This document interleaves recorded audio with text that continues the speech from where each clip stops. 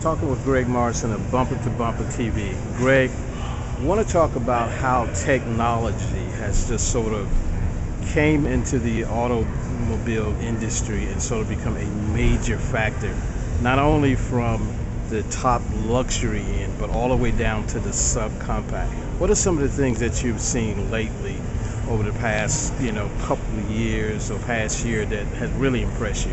One of the things that blew me away was a few years ago, the navigation system was only a $2,000 high-end invent. You spent $2,000, you got a navigation system, it went right into your car, and you were sort of stuck with it. But now the technology's gotten to the point that you can buy a portable navigation and that'll actually adapt into certain cars. The TomTom units come to mind.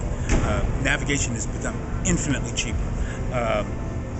Satellite radio is now commonplace across the line in almost anything you want. And if it doesn't have a satellite radio, you can go buy a portable satellite radio, plug it in. Adaptability. Again, in the audio spectrum, where you've got technology for Bluetooth, as well as USB-based audio systems that you can just plug into your car and go. So your car has become more than just a rolling box. It has a radio. It also can, be a number of things. Some cars are actually rolling hotspots. Ford and Chrysler have been working extensively with building like their crossovers and some of their SUVs with rolling hotspots so that you can plug in. And General Motors is doing the same. You can plug in and you're off and going, and you've got literally a series of places to plug in your Wi-Fi connection to get to the internet. So that technology is critically important. The other thing is safety. I truly believe that every car built and sold in this country should have Bluetooth technology in there for your mobile phone, so that you don't have to take out your phone and try to answer it while driving down the street. To me, that is quite a dangerous practice it's something we need to get away from.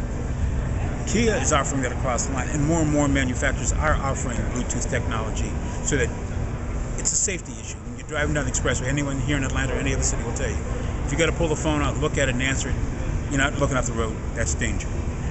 There's some other technology that's coming along that ties in. It's called onboard diagnostics. That's something you don't think about. But when you go for emissions now, with the newer cars, they don't run it on the odometer, on the things to check the thing how it actually runs.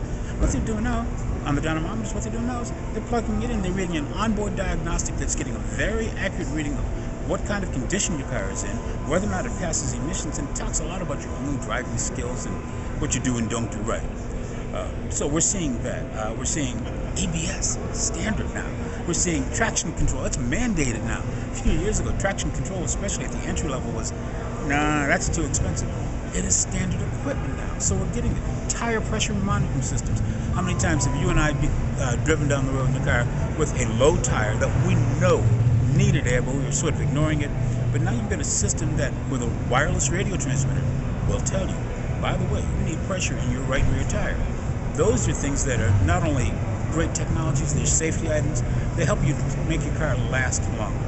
Our cars are also telling us when they need service. But the thing that's really getting me going really a lot are the smartphone applications now, where you can start your car, you can check on the maintenance of your car. If you're using an electric vehicle, you can even set up charging in advance.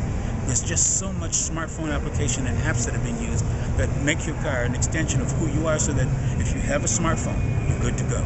So we're going there. We're going down the right roads. And it's not just luxury cars. It is entry-level cars. It is also in the high-performance cars that are going more toward this, because the idea is fewer distractions, the more time spent driving, the safer we all are. And again, safety is the number one thing. Over the past 2 years or so, what automobile manufacturer has impressed you the most in terms of what they've done? A couple of them, so I can't single one out. I will give Kia and Hyundai props for building very good cars at the medium and entry level, especially Kia for offering Bluetooth standard across the line. It should be standard in every car. General Motors, I will give them credit for building much better cars, especially with the technology and their use of OnStar and some of that technology. It's gotten a lot better. Ones who are really stunning me, though, are, you're not going to believe this, but the Germans. Volkswagen and Audi and Mercedes, they have sort of moved away from their traditional way of building cars and thinking more toward technology and how they can make their cars run better and last longer. And they're willing to look at multiple platforms, whether it's fuel cells, whether it's hybrids, whether it's diesels. So it shows their world is growing and opening. And with the advent of groups like Tata of India getting into the industry, it's going to change the way things are done. People who look like me are going to be making a lot more of the decisions, and start thinking about how, what should we have in our vehicles. Now, how can we see more of your work, your reviews, and what you do with Bumper to Bumper TV? How people can get to that? Real simple. www.bumpertv.com is the URL. We're also on Facebook and YouTube, and we tweet a lot, and a little bit of everywhere. And if you don't like it there, you can go to Blinks or Blip TV. We are trying to become a content provider so we can talk to people about what the car is about, not so much from the gearhead perspective, but from the point of view of someone who may want to consider buying it. Because we recognize that at $17 to $20 to $30 to $40 to $50 to $100,000 sometimes for a car, that's a big investment. People want to make informed decisions. We just try to tell them, this is what the car does, this is what its capabilities are, this is what we like, this is what we didn't. Thank you. Thank you, my brother.